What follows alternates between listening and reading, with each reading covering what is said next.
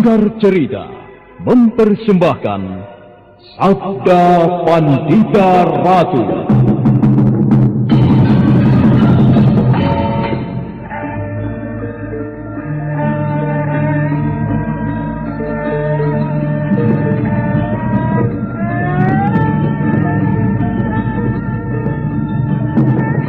Kureguk anggur Mahadewa, kucicipi madu sabdanya. Bumi ku remas dalam genggamanku, matahari dan rembulan ku telan dalam perutku. Kendedes, sukmamu telah kuraih, nafasmu ku senggama di bulan merah. Ku jelang cintamu, ku seret melanglang maya pada bak nirwana para dewa.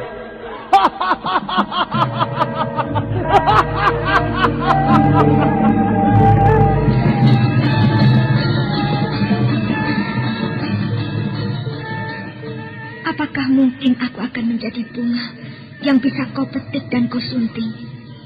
Sementara jika layu, akan kau campakkan begitu saja, seperti cermin retak yang tak berharga. Sabda Pandita Ratu, sebuah kisah penuh dilema, tragedi cinta anak manusia, perebutan tahta, mabuk harta dan duniawi, serta silaunya kehormatan, di mana keangkara murkaan merajalela karena dendam yang membara. Kisah ini berlatar belakang berdirinya Singasari. Ken Arok, dialah pemuda yang merekuk pahit getirnya kehidupan. Namun sebenarnya, dialah yang harus melaksanakan sabda-sabdanya.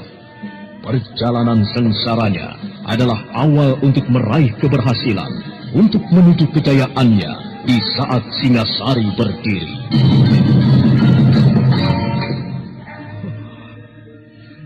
Kenapa ini harus terjadi? Oh, Dewata aku. Apakah ini karmamu? Tapi apa salah dan dosaku? Pinaka, maafkanlah aku. Kenapa sekarang aku baru tahu kalau kau adalah... Kutuklah aku, Dewata. Hukumlah manusia yang tidak tahu dosa ini. Binasa! Binasa!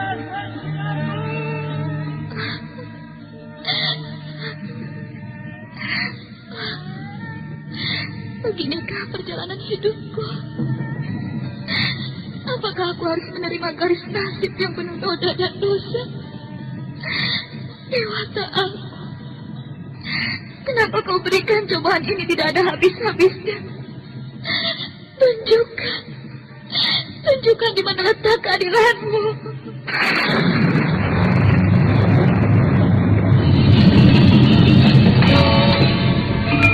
Apakah cita-citamu itu, Kenembang? Aku ingin mengubah nasibku. Aku bosan dengan kehidupanku selama ini yang terlunta-lunta, akrab dalam pelukan kemelaratan. Kadangkala aku berangan-angan, aku adalah seorang istri dari Patih. Bahkan lebih gila lagi, aku berangan-angan, andai kata aku adalah seorang permaisuri, maka akan terhapus semua masa silamku, terhapus lenyap, tidak bersisa semua kenangan buruk yang kumiliki. Itulah cita-citaku, Kakang Ken Arok. Bagaimana dengan kau, Kakang? Aku ingin menjadi seorang raja.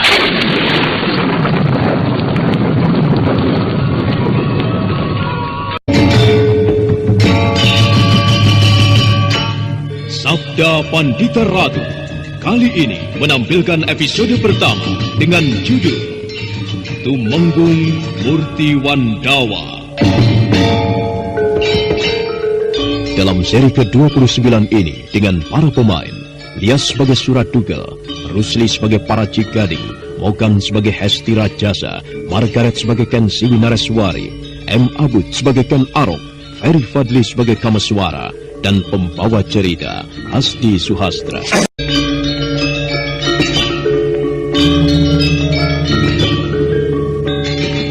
Tiga ekor kuda itu berderap semakin mendekati perkemahan para perampok di tengah padang ilalang karautan. Betapa ketika orang penunggang kuda itu menjadi sangat geram ketika melihat apa yang telah terjadi di perkemahan itu. Keparat Setan alas. Perbuatan siapakah ini? Apa kabar Paman Paraji Gading? Perbuatan muka semua ini Kameswara. Kami bertiga. Perbuatan gila. Nasib mereka saja yang buruk di sana. Kurang ajar. Aku tidak bisa membiarkan semua ini. Kalian semuanya harus mati dengan cara yang paling mengerikan yang belum pernah dialami oleh orang lain. Kau tidak akan bisa melakukannya, Suradugel. Setan alas, matilah kalian semua. Iya. Tunggu. Apa yang harus ditunggu? Aku akan berbicara kepadanya. Keparat, setan alas. Tidak tersisa satupun anak buahku. Mereka harus bertanggung jawab. Tenanglah Suradugel. Biar aku berbicara dengannya. Ia bekas keponakanku. Kameswara. Apa yang kau peroleh dari ayahmu? Tumenggung Murti Wandawa? Sebuah cerita yang manis, Paman. Aku merasa senang telah bertemu dengan kedua orang tuaku yang sebenarnya. Dan aku telah menyampaikan salam baktiku kepada mereka. Benarkah kau melakukannya? Terserah Paman Paraji Gading. Mau percaya silahkan. Tidak, aku tidak memaksa. Oh. Benarkah apa yang kau katakan itu, Kameswara? Yang aku bayangkan justru Tumenggung itu menendangmu dan mengusirmu seperti mengusir seekor anjing bujang. Cukup! Paman, kata-kata Paman benar-benar menjijikkan. Tentunya kau sudah mengerti bagaimana asal-usul kelahiranmu itu. Kakang Kameswara, untuk apa kita meladeni orang gila itu? Ia tidak pantas untuk dihormati. Ia lebih hina dari anjing yang tadi disebutnya. Dan Kakang tidak perlu menganggapnya sebagai paman lagi. Orang itu tidak mempunyai hubungan apapun dengan kita. Hei, Paraji Gading. Belum puas rasanya kalau aku tidak berhasil merobek mulutmu yang besar itu. Oh, perempuan kurang ajar. Aku sekarang telah bebas, tidak terikat lagi, dan ada Kakang Kameswara yang akan membantu melawanmu. Kameswara, apa yang akan diandalkannya? Apa? Paman, apakah aku akan mampu menghadapi Paman atau tidak? Itu bukan soal. Tetapi aku benar-benar menyesal dan terpaksa harus melawan Paman yang telah salah memilih jalan. Apa maksudmu dengan salah memilih jalan itu?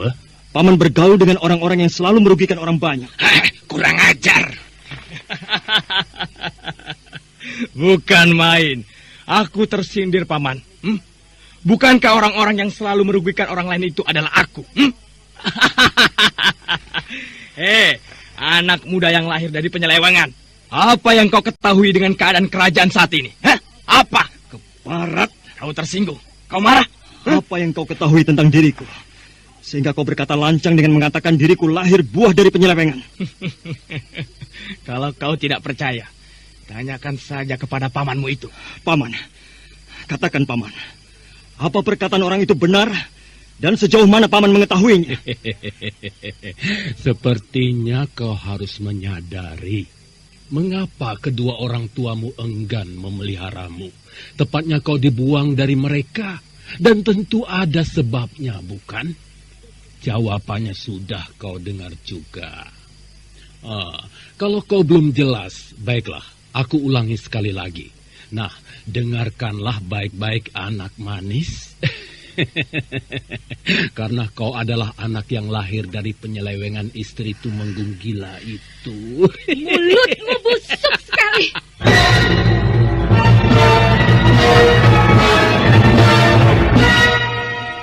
Tubuh Kameswara terasa berguncang, dadanya mengombak. Kameswara justru tidak tahu apa yang harus diperbuatnya. Sementara itu, Ken Siwi Nareswari yang berdiri di samping Kameswara tidak tahan mendengar ucapan itu. Giginya gemeretak, terasa kemarahannya tidak bisa dibendung lagi. Gadis itu segera mencabut pedangnya. Rasa-rasanya ada keinginan segera merobek mulut Paraji Gading. Sementara itu Paraji Gading nampak tertawa senang karena ucapannya berhasil menyakitkan hati dan perasaan Kameswara. Ketika dadanya berguncang-guncang karena tawanya, tiba-tiba terdengar suara lecutan cambuk di udara.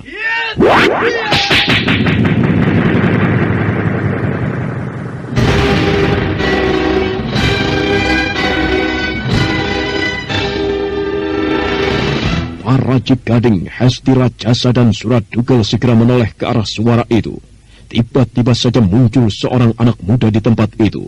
Orang yang belum dikenalnya sambil melecutkan cambuknya ke udara. Mereka terkejut luar biasa karena dari lecutan cambuk itu tersalur kekuatan yang maha dahsyat. Terasa bumi yang diinjak bergetar seperti ada gempa.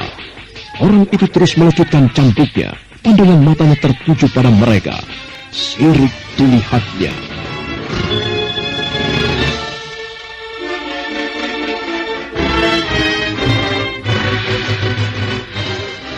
Namaku Ken Arok. Aku datang ke sini karena tempat ini akan aku pergunakan sebagai markasku yang baru. Akulah yang telah membantai orang-orang yang tidak berguna itu. Dan sekarang, syukur kalian datang kemari. Karena aku yakin, kalianlah yang akan bertanggung jawab terhadap mereka semua. Tikus-tikus busuk pengrusak sawah. Bersiaplah untuk mati. Gila.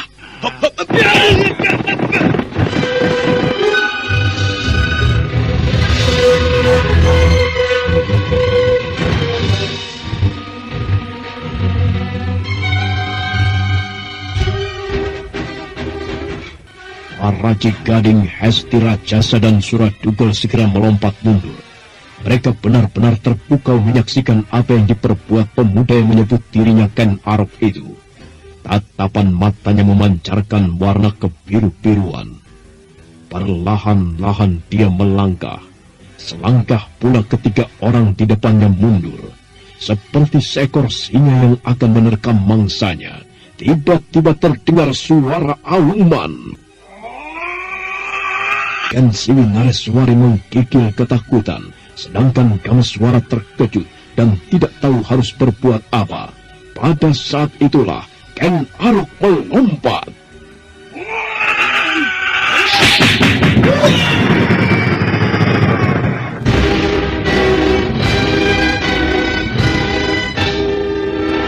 Gila! Suradugel mati. Hati-hati Hestira Jasa. Orang itu kelihatannya sangat berbahaya. Kau lihat matanya ada sesuatu yang janggal. Pemuda ini sepertinya memiliki sesuatu yang dahsyat. Tatapan matanya menimbulkan sinar kebiru-biruan. Aku ingat dengan cerita orang-orang tua. Siapa yang memiliki tatapan mata seperti itu adalah seorang yang terpilih. Orang Panilih atau Kawahyon. Oh, betulkah orang ini pilihan para dewa? Aku harus hati-hati menghadapinya.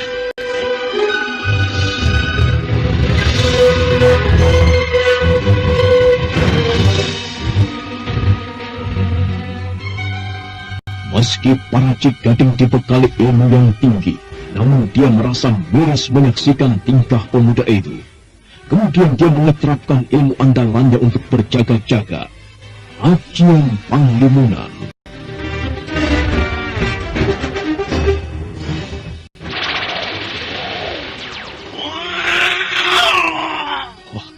Paman Paraji menerapkan ilmu Panglimun. Rupanya Paman Paraji menganggap orang ini luar biasa. Tidak salahnya aku mengikuti Paman untuk berjaga-jaga.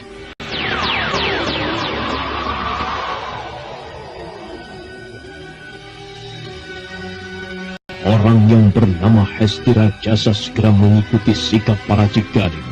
Dia segera menerapkan ilmunya. Beberapa saat kemudian, tubuhnya lenyap tidak kasat mata.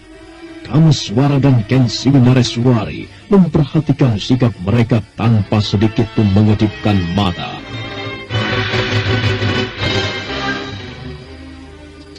Bukan main. Mereka menghilang. Mereka lenyap tidak terlihat mata biasa.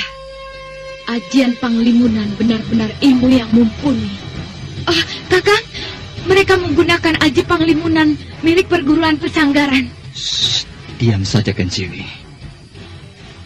Pemuda yang bernama Ken Arok itu tersenyum, melihat lawannya tidak nampak, tidak berwujud.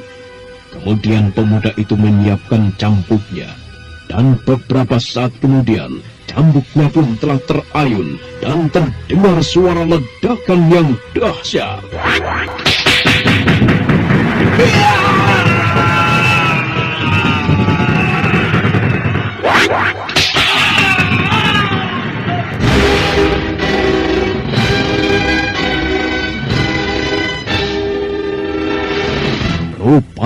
sia-sia saja Hesti Rajasa dan para Cigading bersembunyi di balik ajian Panglimunan, karena cambuk yang disabetkan Ken Arok telah menyamparnya, dan akibatnya sangat mengerikan bagi keduanya. Bukan saja Kamanungsan, tapi di dada mereka masing-masing telah basah bersimbah darah.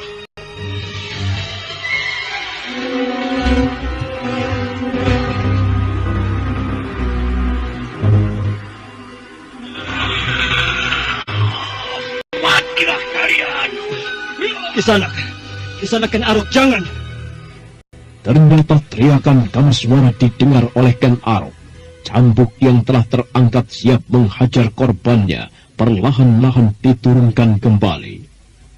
Wajah Hesti Rajasa pucat sekali. Sepertinya dia sedang menghadapi dewa kematian yang siap mencabut nyawanya.